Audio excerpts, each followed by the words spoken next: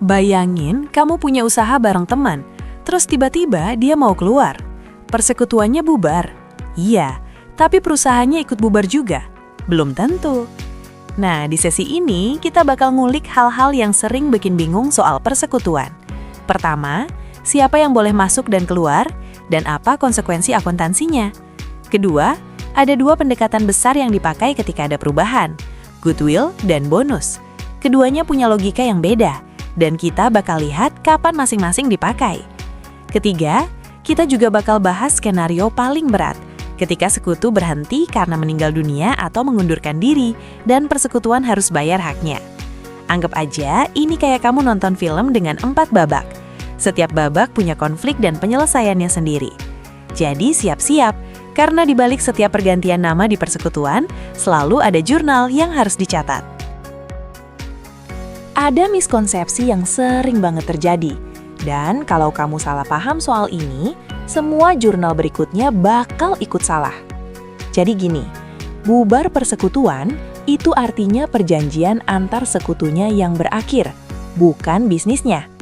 Misalnya firma Agus dan Ridwan bergerak di jasa konsultan pajak. Pak Ridwan memutuskan keluar karena ada ketidakcocokan. Nah, persekutuan antara Agus dan Ridwan otomatis bubar. Tapi perusahaannya, jasa konsultan pajaknya tetap jalan. Sama kayak kamu dan teman satu kelompok tugas tiba-tiba ganti anggota. Kelompoknya berubah, tapi tugasnya tetap dikerjain. Hal yang sama terjadi ketika ada sekutu baru yang masuk. Masuknya Pak Bejo ke firma Agus dan Ridwan otomatis membubarkan persekutuan lama dan membentuk persekutuan baru. Tapi perusahaannya tetap sama. Nah, disinilah muncul pertanyaan penting. Kalau persekutuan bubar dan dibentuk ulang, apakah aset-asetnya perlu direvaluasi? Jawabannya tergantung pendekatan yang dipilih. Dan itulah yang akan kita bahas tepat di slide berikutnya. Satu pertanyaan sederhana yang ternyata punya dua jawaban berbeda, dan dua-duanya dianggap benar dalam akuntansi. Pertanyaannya, ketika persekutuan berubah, apakah aset perlu dinilai ulang? Kelompok pertama bilang, iya, harus. Alasannya, secara hukum, persekutuan lama sudah berhenti. Jadi wajar kalau aset disesuaikan dengan nilai sekarang. Inilah yang disebut pendekatan atau prosedur goodwill. Efeknya nyata, aset neto persekutuan bertambah. Kelompok kedua bilang, tidak perlu.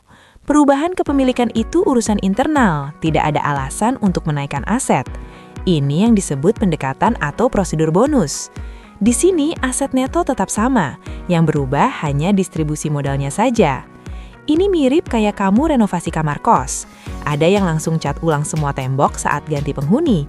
Ada yang bilang temboknya masih bagus, ganti nama di pintu aja cukup.